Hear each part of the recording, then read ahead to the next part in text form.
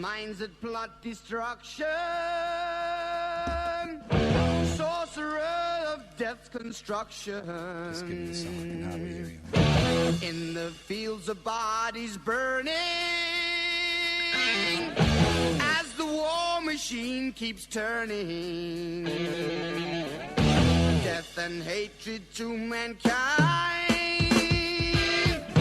poisoning their brainwashed mind. Welcome to the Anarchist World This Week, broadcast across Australia on the National Community Radio Satellite. Listen to the Anarchist World This Week, Australia's sacred cow slaughterhouse. Listen to analysis of local, national, international events. Listen to analysis you'll never hear anywhere else.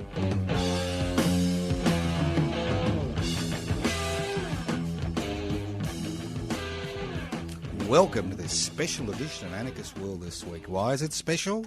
No, not because you're listening, I'm talking. It's special because I'm going to be at two places at once. Well, I'm broadcasting to the rest of Australia via the Community Radio Network. I'll also be broadcasting simultaneously at Community Radio Station 3CR in Melbourne. The radio station Anarchist World This Week comes from, and we're just trying to raise some money to keep the station on air, but that's not your problem, that's our problem. So, here we go. You wonder what anarchy is all about? An anarchist society is a voluntary, non-hierarchical society based on the creation of political and social structures which are based on equal decision-making power. It's direct democracy. It's a society where wealth is held in common and used for the common good. Very simple. Anarchist World This Week. And why those concepts? The word anarchy is derived from the Greek anarchos, which means without rulers. What gives rulers power? Inequalities in power and wealth. The anarchist struggle is a struggle to devolve power. It's a struggle to share wealth. Very simple concepts. Create and share wealth and devolve power. Break down hierarchy, create an anarchist society. And I've always said the 21st century is a anarchist century.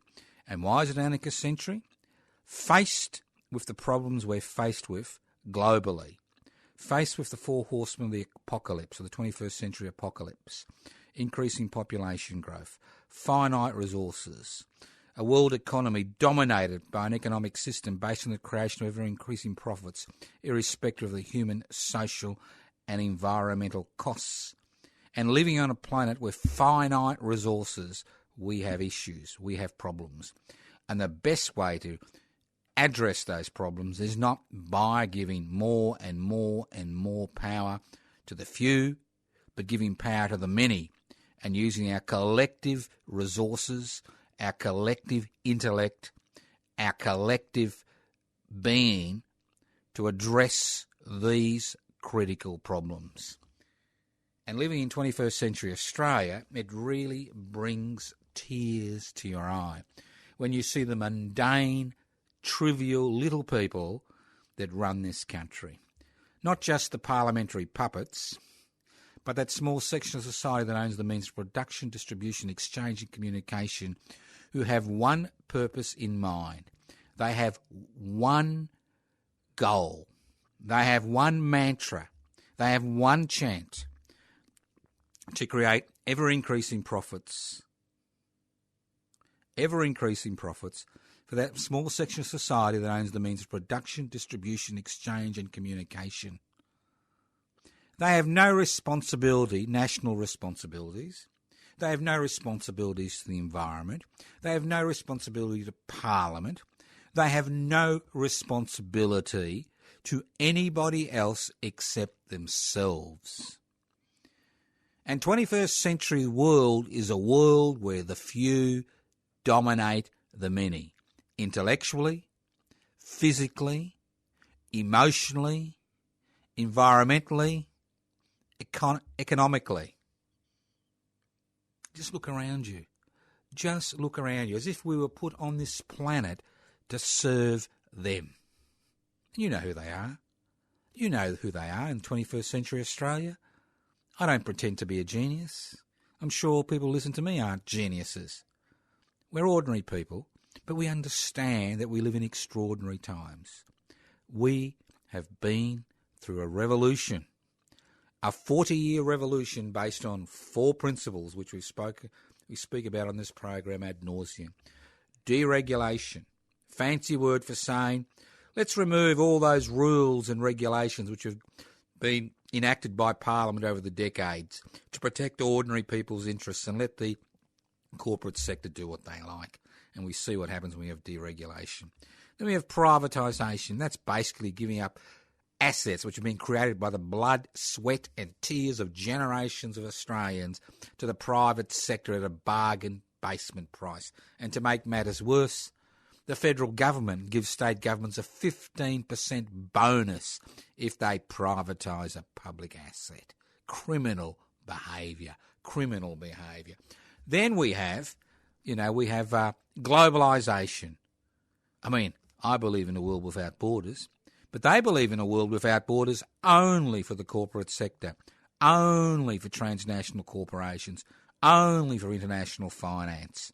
You break down your sovereign responsibilities, you put down your economic sovereign borders, and you allow the corporate sector to do what they like. And then you've got corporatisation, the logical endpoint of a capitalist system, where small industries are gobbled up by big industries to create great duopolies and monopolies in the world. And if there's one place in the world where we have an issue with corporatisation, it's Australia. And every day you suffer the price, your children suffer the price, your grandchildren suffer the price. We are now creating a 2-tier system, not just a 2-tier economic system, but a 2-tier social system, a 2-tier political system, a 2-tier social security system, a 2-tier health system, a 2-tier education system. If you've got the money to buy the best education money can buy, the best healthcare money can buy, the best resources money can buy, well, you are flying. Because in the land of milk and honey, in the land of opportunity, we have laws in place which reward investors. What other country in the world, let alone the universe, gives people a tax deduction for owning 2 homes but can't help people buy one roof over their heads? What other society in the world has commercialised housing? Just extraordinary. And we sit there and we accept it. Day after day, we accept it. Think about it. We are, as they say, in a period where the times are a-changing. And how they change will ultimately depend on you. That's right, little old you. How they are changing will depend on you. You understand that? They will depend on you. We can be despondent, depressed about the state of the world and withdraw into ourselves, buy that, download a bit extra music, have a little bit of extra porn on the net, get involved in some game, watch some, crappy video on YouTube or whatever. Or you can start living. You can start taking personal responsibility. You can become involved in a growing movement that has said enough is enough. We need to tip over the deregulation apple cart. We need to tip over the corporatisation apple cart. We need to tip over the privatisation apple cart. We need to tip over the globalisation apple cart and ensure there are apples for all, not just the people who own the cart or are pushing the cart, but apples for all. It's a simple analogy, and most life is so bloody simple. And we make it so complex. We think it's so complex, and that's part of the problem. Everybody thinks it's complex. Everybody thinks you need experts to resolve things. And you don't. And then it gets worse. We see the creation of political movements which are based on stigmatising ostracising the other in our community. It makes us feel better if we can point our finger at some identifiable group and say, it's their fault I haven't got a job. It's their fault there isn't enough money for decent health care. It's their fault I haven't got a roof over my head. And if only we could get rid of the other, as the Nazis did in Germany with the Jews and the Gypsies, if only, life would be better. And we are seeing political movements and parties in this country which are growing on the back of that hatred for the other.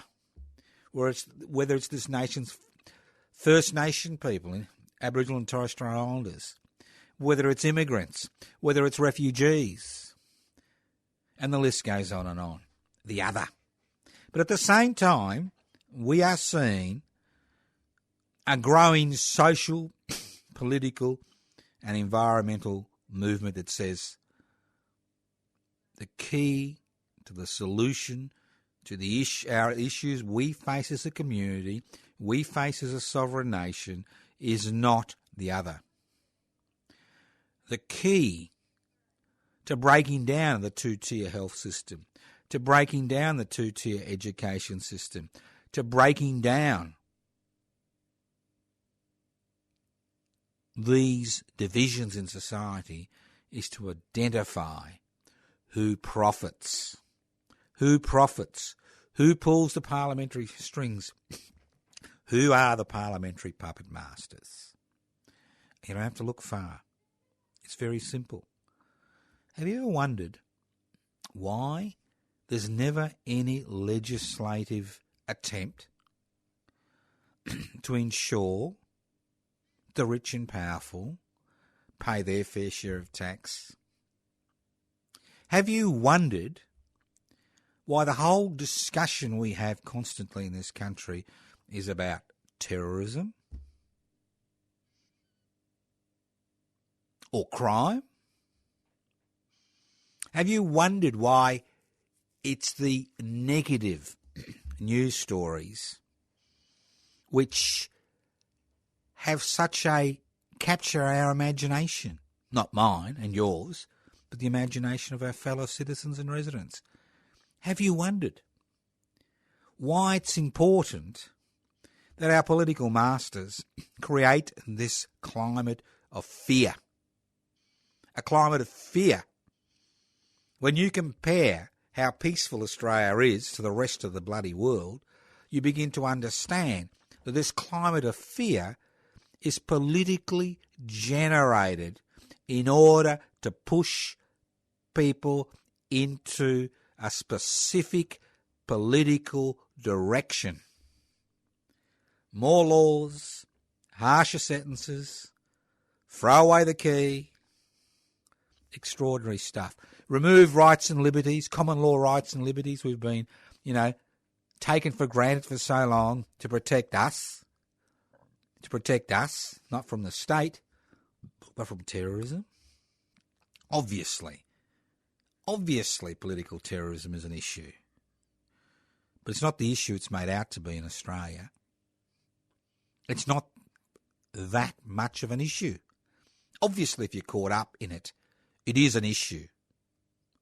But it is not the national issue it's made out to be. And it's made out to be this huge national issue that we face every day in order to cow us with fear, in order to make us frightened of our shadows, in order for us to allow governments to legislate away rights and liberties we've held for generations. Because when these rights and liberties are legislated away, don't forget, it's not just for the potential terrorist threat, but it's for everybody. Everybody is involved in dissent. And these same laws can be used to criminalise dissent. And they are used to criminalise dissent on a regular basis.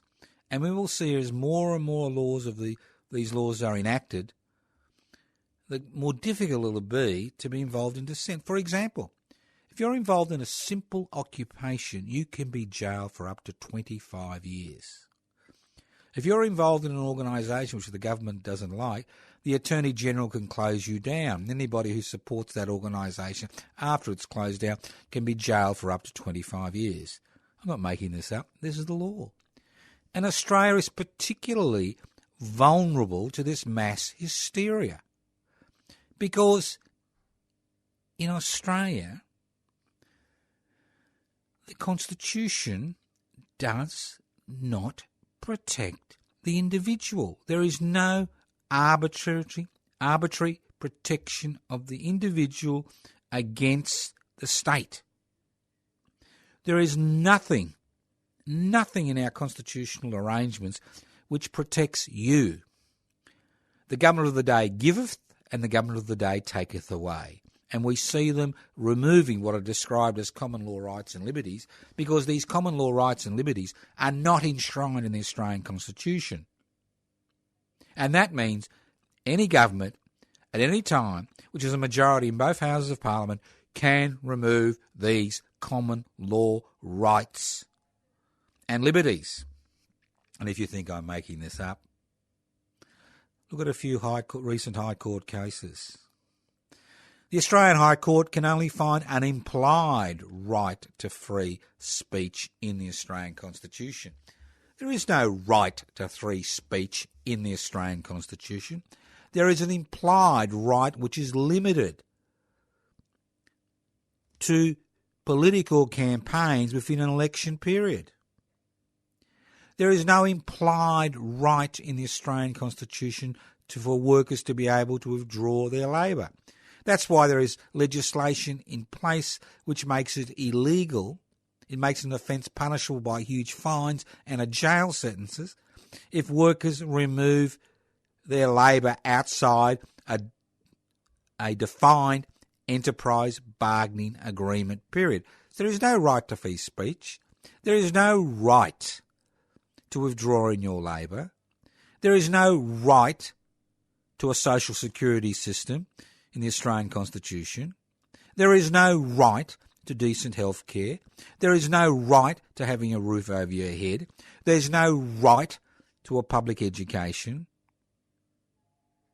There is a right to freedom of religious expression under the Australian Constitution, and there is a right to receive compensation if your property is taken by the state against your will. But they're about the only two rights. The Australian Constitution is essentially a document that regulates the relationships between the central government, the federal government, and the state government. It does not protect you.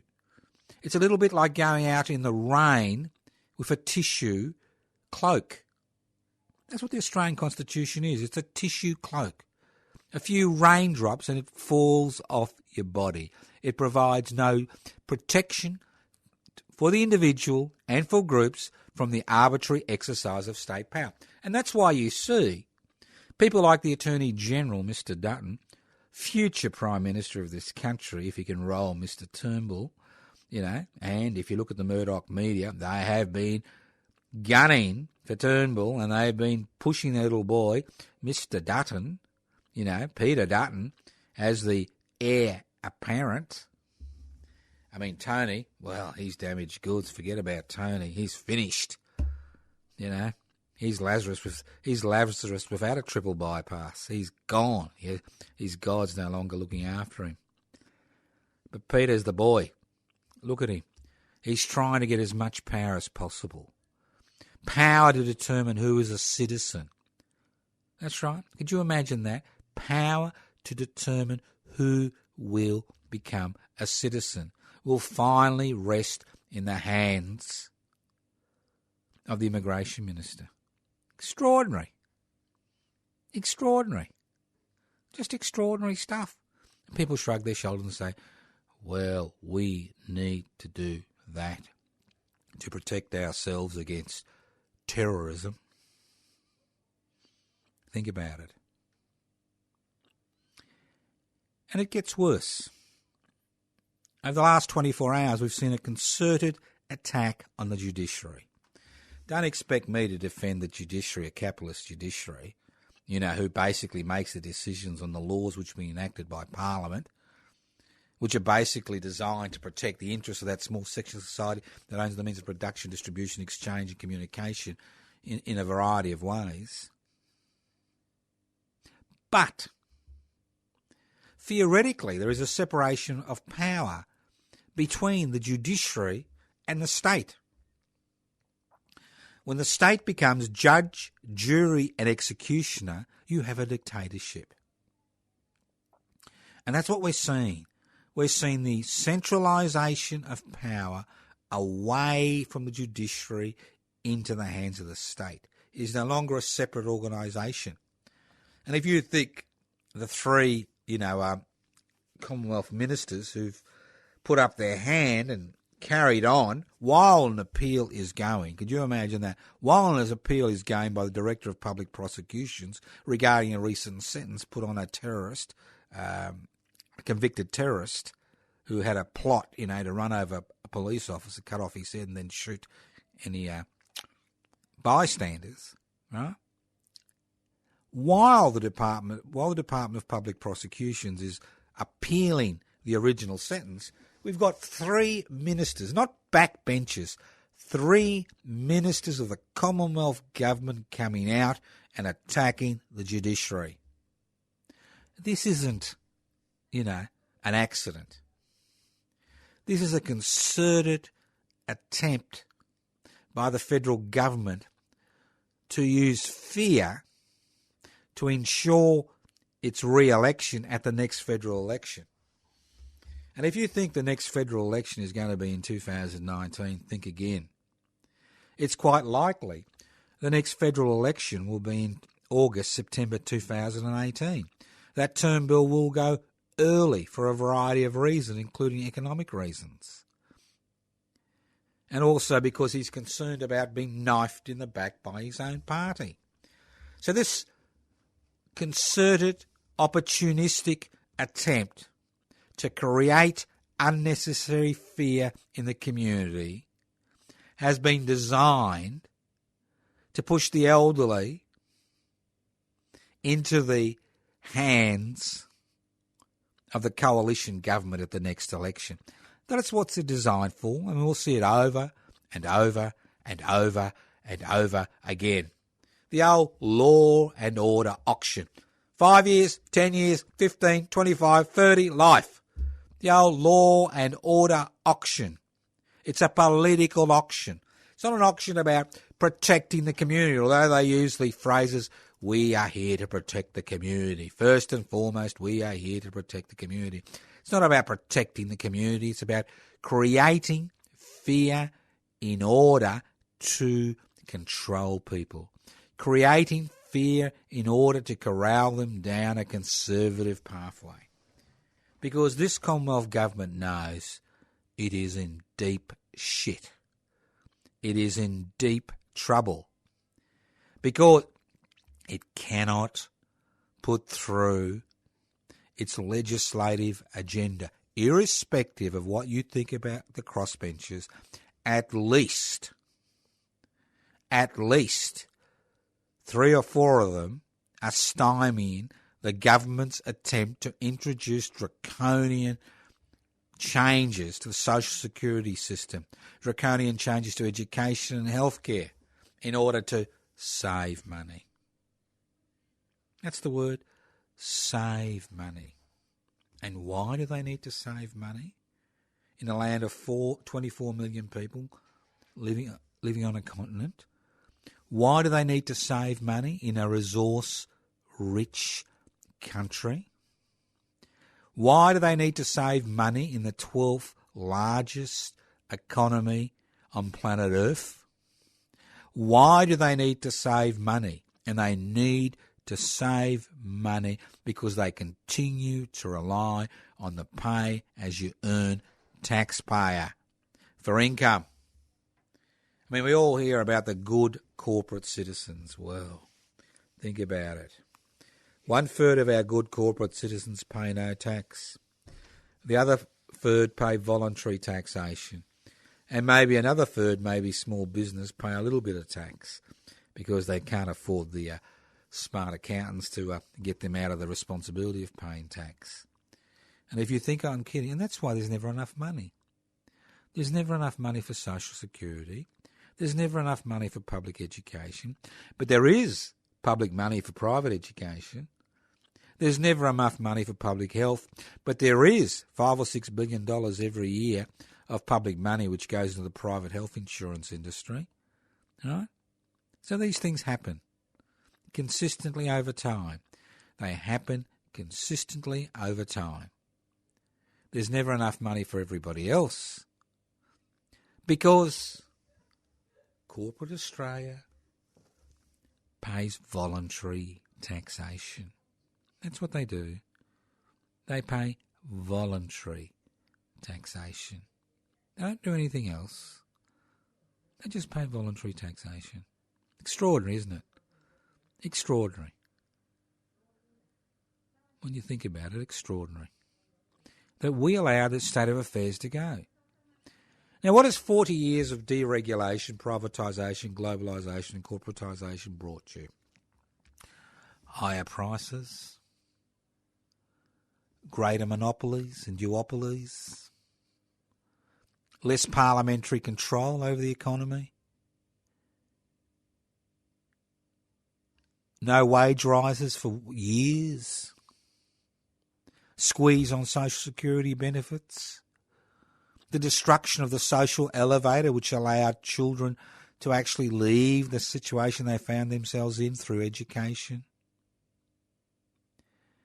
a tertiary education system which is based on making profits and not looking after the interests of the people who use those tertiary education institutions, a system where there's no work for an increasing number of people, or part-time, poorly paid work. For example, 7-Eleven caught with their hand in their workers' pockets has already paid out $110 million in back wages. Now, this is a huge transnational corporation that has outlets in almost every corner of this land. 1 in 3 petrol stations. Shops all over the place. $110 million in back pay. Where is the regulator? Where was the regulator? Asleep at the wheel while all this happened? In Ballarat. Ballarat Trades Hall has done a survey. That's Ballarat in Victoria, which is a city of about 80 to 100,000 people. And they found that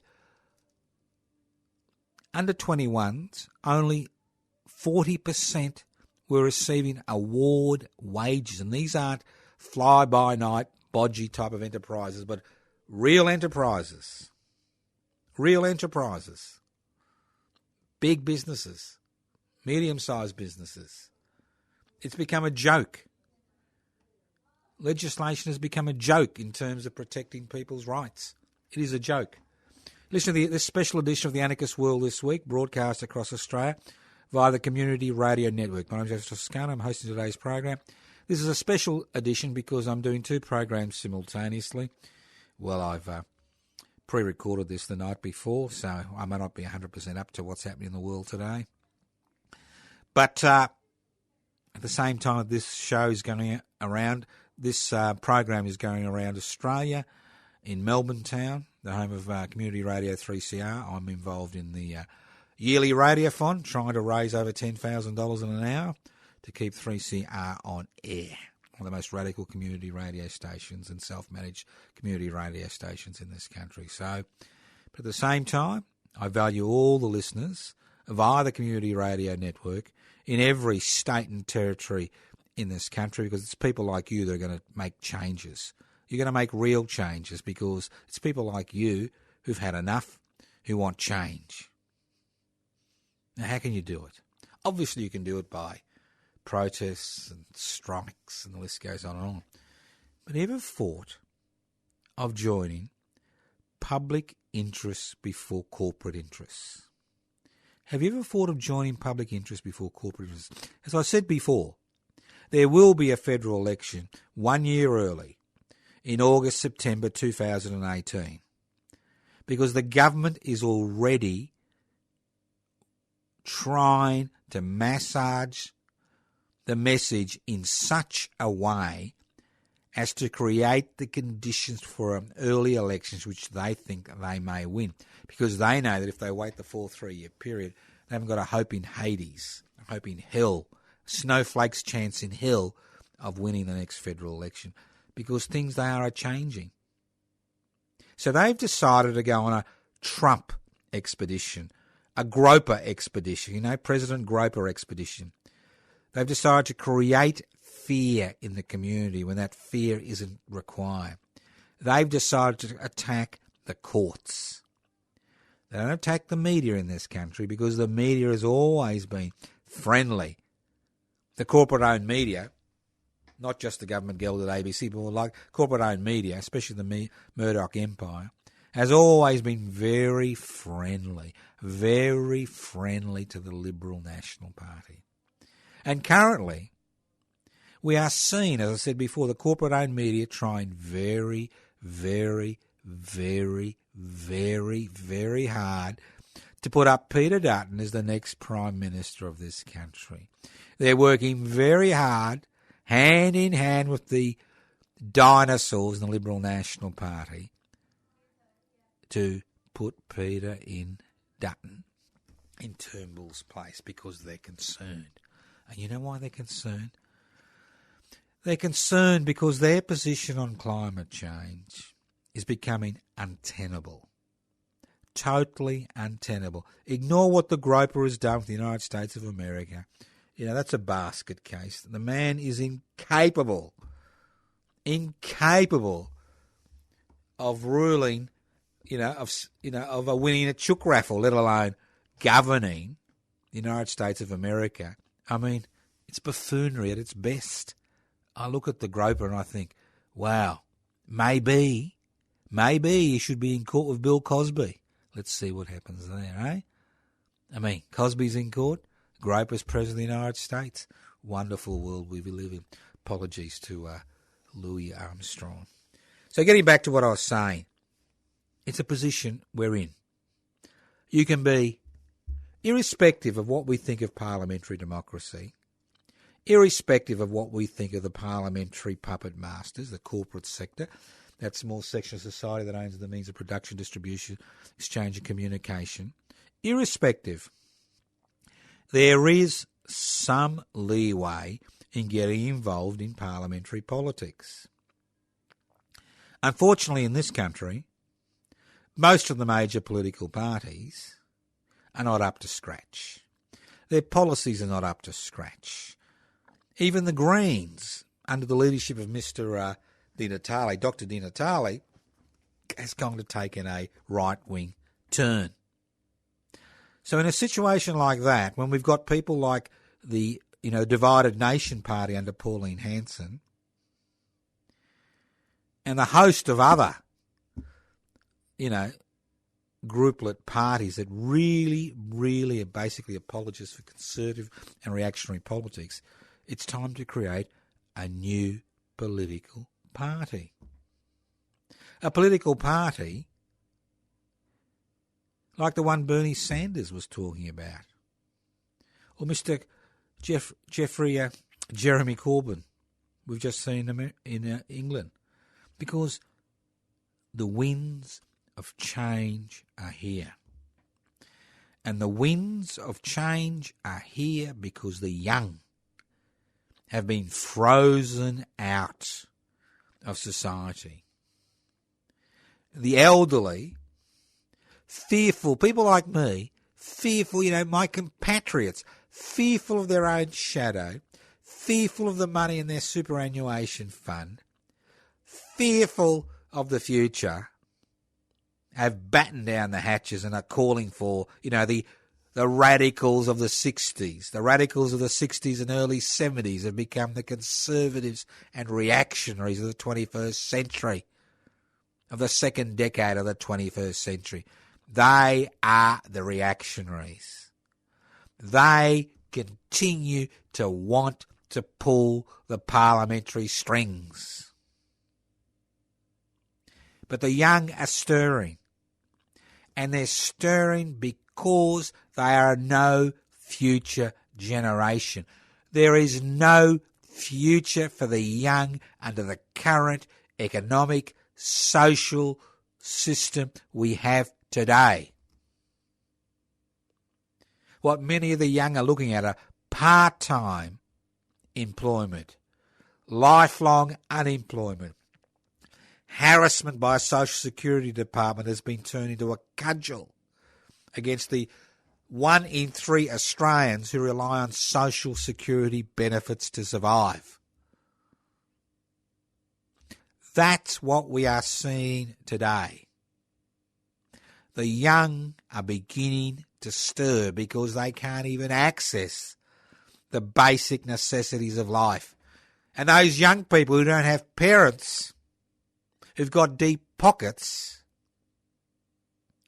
are at the forefront of that resistance. Not organised, but a desire to see change occur. And we need to be able to harness that desire for change.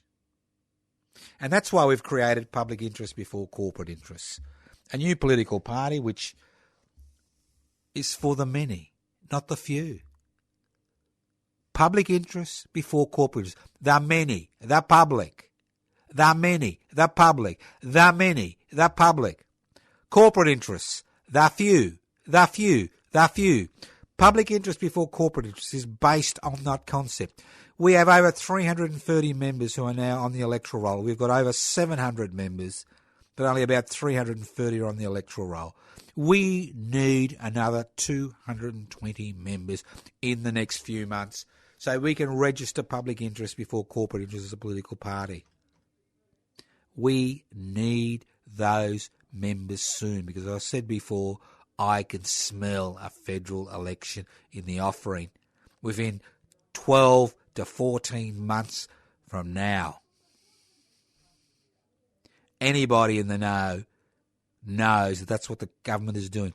Clearing the decks, thinking they can actually wipe out the crossbenchers in a May type election. Yeah.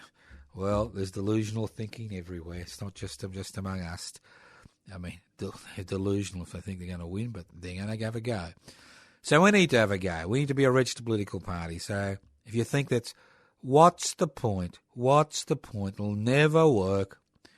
Well, I've heard a lot of people talk to me about what's the point, it'll never work, and they usually roll up in a ball and shoot something up their arm or snort something up their nose or, take another pill or, have a look a bit more porn on the net or, get RSI from, liking things on the net or going cross-eyed on YouTube, and the list goes on and on. Well, you can do that if you wish. That's what they want you to do. That's what they love you to do. They love us to turn on each other. They love us to point at the other. They love us to form organisations which bolster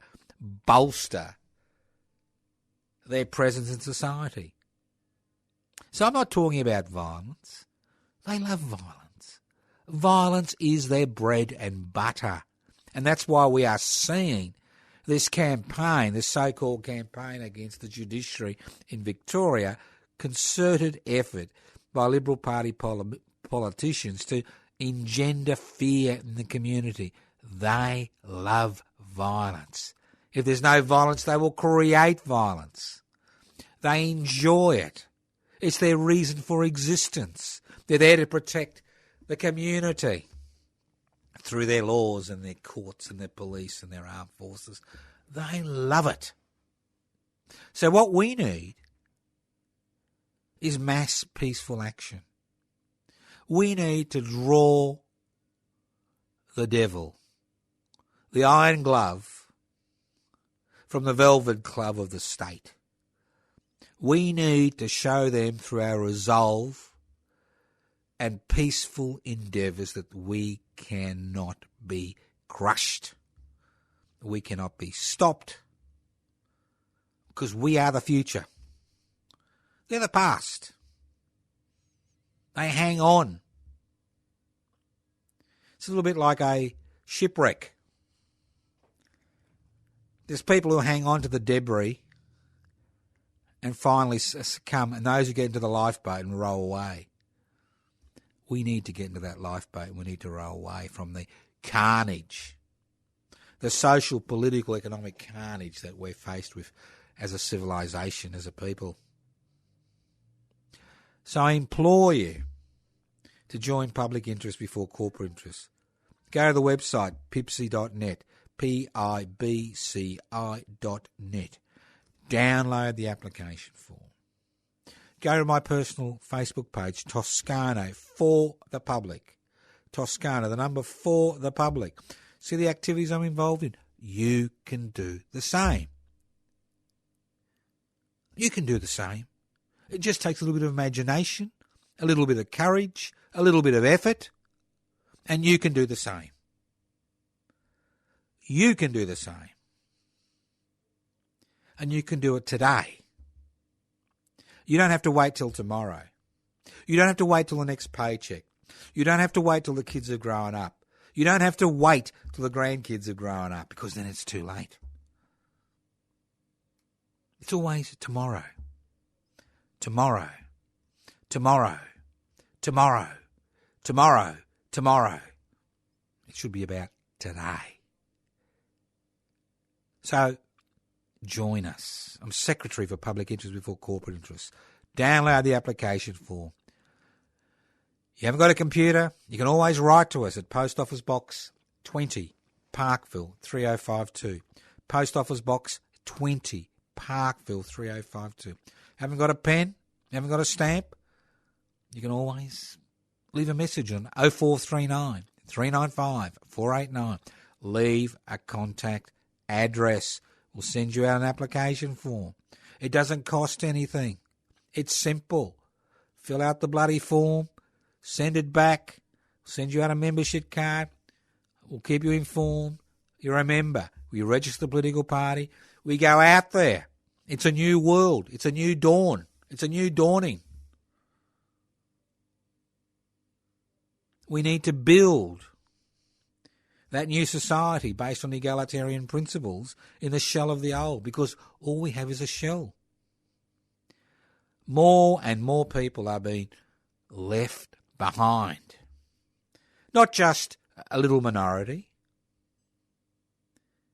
but a significant number of people are being left behind. The 1 in 3 Australians on social security benefits who are expected to live on between $250 and $500 a week are being left behind. Men, women and children. And of those 33%, at least a third are children.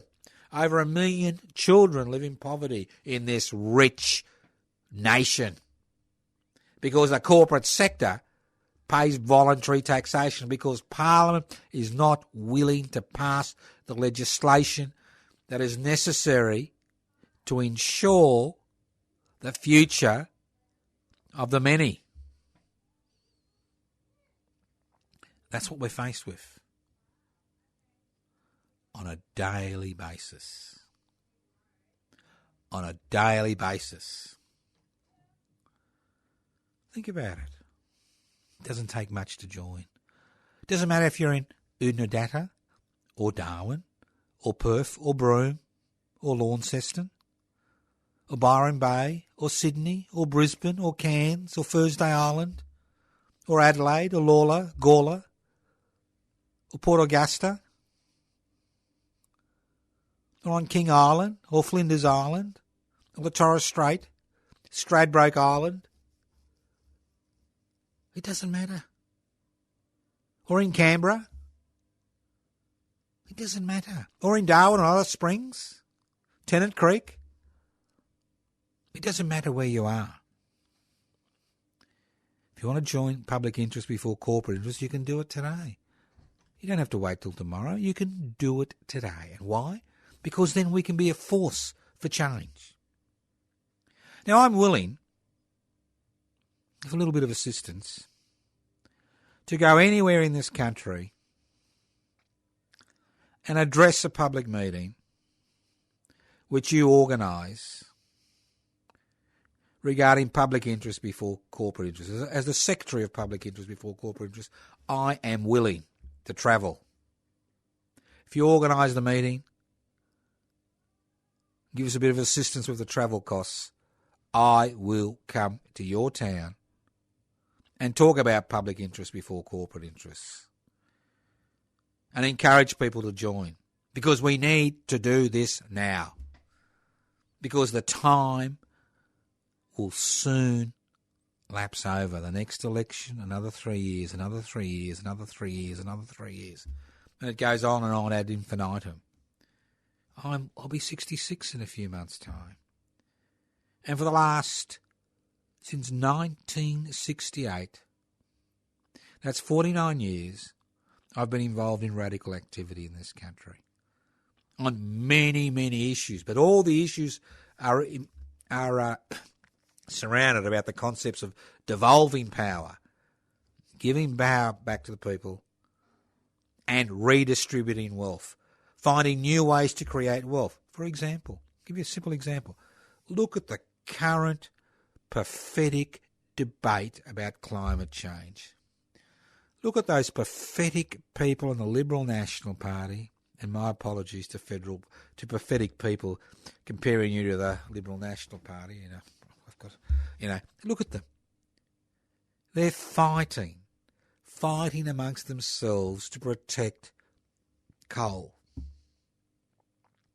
Fighting. They're talking about electricity prices. They can't even see the future. They can't see it's their children who are going to have to suffer. They can't see that climate change doesn't stop magically at the border, that it is a universal, global issue. Fighting among themselves. It's just extraordinary.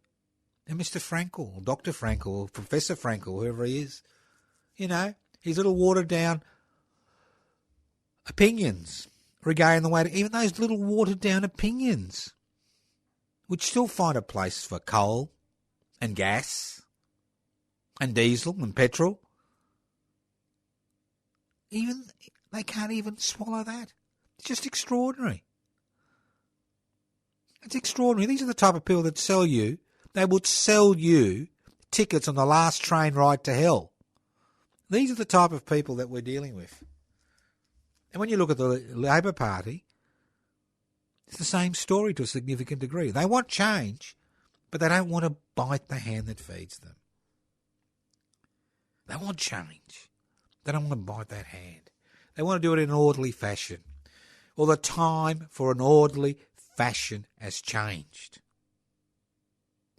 Whether it's the United States or Britain or France or Vietnam or Bangladesh or Cambodia or Norway or Switzerland or Estonia or Russia or Japan or North or South Korea, the situation for all of us as people on this planet as far as climate change is concerned is the same.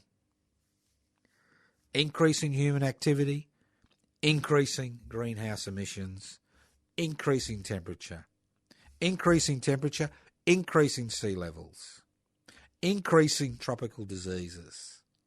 And the list goes on and on and on and on. And all we can think about is, how are those poor corporations that control the coal mines, how are they going to survive? How are we going to build more coal mines when the world is turning away from coal mines? How are we going to survive? How are we going to survive if electricity prices go up? What a mundane, trivial, pathetic group of people. Mundane, trivial, pathetic. Cannot see the forest for the trees. Cannot see what is happening around them. Because in many cases, their palms are greased by a corporate sector that understands that in order to delay the inevitable, they need to control the parliamentary processes. And you and I, every day, allow them to control this. So that's the situation we find ourselves in. every day you find yourself in that situation. You have children, you have grandchildren, you have friends, you have people you know around the globe who you care for, who you love.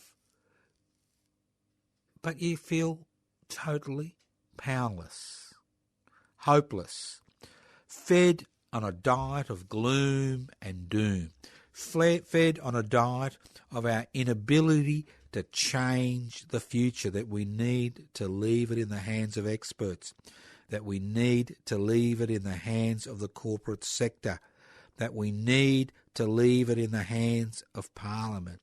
But ultimate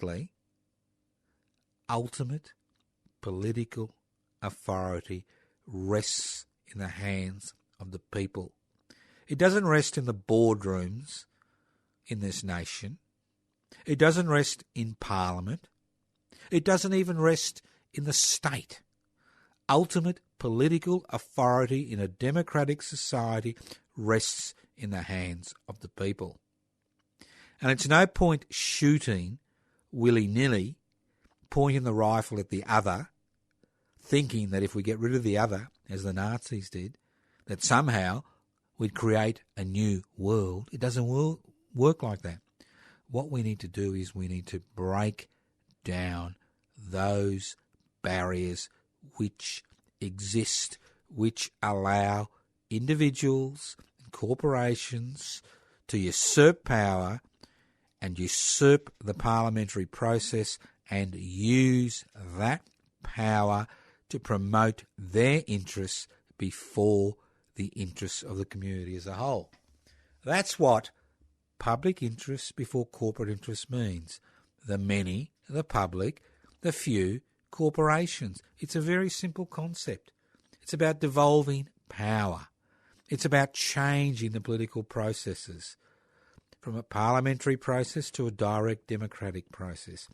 It's about having delegations instead of representatives. It's about ensuring that we as a community look after the interests of each and every one of us, because it's in my interests to look after the interests of the people around me. If I don't, we create division. We create the potential for violence. We create the potential for crime. That's what we do when we forget the other, when we point the rifle at the other, when we ignore our responsibility as citizens to our community. Because that's what makes us human.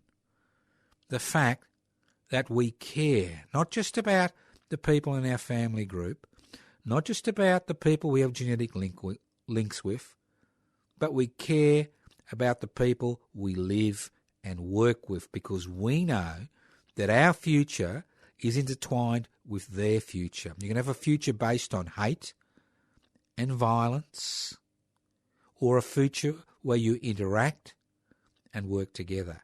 And that's what anarchism is about. It's about creating a society without rulers. Not without rules, but without rulers. It's about devolving power. It's about sharing wealth. It's about creating new waves of creating wealth. Because we don't have to do things this way we always do them. Things can change. Human history is about change. It's about people changing what they did. It's about saying enough is enough. The time for change has come. It's about the many, not the few. And that's what we are seeing. We are seeing around the world this division breaking down. Thank you for listening to the Anarchist World This Week, this special edition of the Anarchist World This Week. To everybody in Australia, except the people of Melbourne. They deserve not to hear it because we're doing a radiothon. That number, 0439 395 489. My own personal Facebook page, Toscano, number 4, the public, anarchistmedia.org. Go to that, have a look at what's going on. Pibci.net, pibci.net. Download an application form, as I said before. You can twiddle your thumbs or you can get involved. Download an application form. Do it now. Thank you once again for listening to the Anarchist World This Week across the nation on the Community Radio Network. This program has been streaming live on 3cr.org.au. That's 3cr.org.au. The program is podcast. You can access the podcast. Pretend it's your podcast. Use it to further your ambitions to create a community based on justice where power is divided amongst each and every. Thank you once again. That plot destruction, sorcerer of death's construction. An analysis you'll never hear anywhere else. Anarchist World This Week, Australia's sacred cow slaughterhouse. 10 a.m. every Wednesday. Listen to the Anarchist World This Week for an up-to-date analysis of local, national and international events. Poisoning their brainwashed minds.